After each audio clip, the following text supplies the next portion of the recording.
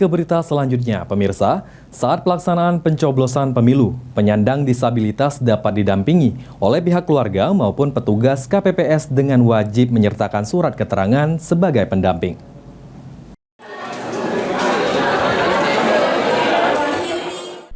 Tidak seperti masyarakat umum lainnya, pada gelaran pemilu, khususnya saat hari H pencoblosan, penyandang disabilitas yang akan menyalurkan suaranya di TPS bisa didampingi oleh pendamping.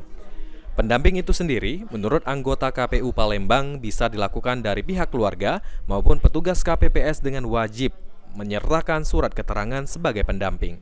Untuk pemilih disabilitas itu bisa didampingi baik dari keluarga pemilih ataupun dari petugas KPPS. Namun yang bersangkutan yang menjadi pendamping harus membuat surat pernyataan terkait dengan bertugas sebagai pendamping. Kalau tidak ada itu tidak bisa ya? Kalau tidak ada surat pernyataan tidak bisa. Berdasarkan data, jumlah penyandang disabilitas di Sumatera Selatan berdasarkan data daftar pemilih tetap mencapai 11%. Jumlah itu cukup besar hingga perlu diperhatikan agar penyandang disabilitas dapat kemudahan saat mencoblos. Firman Hidayat, PAL TV.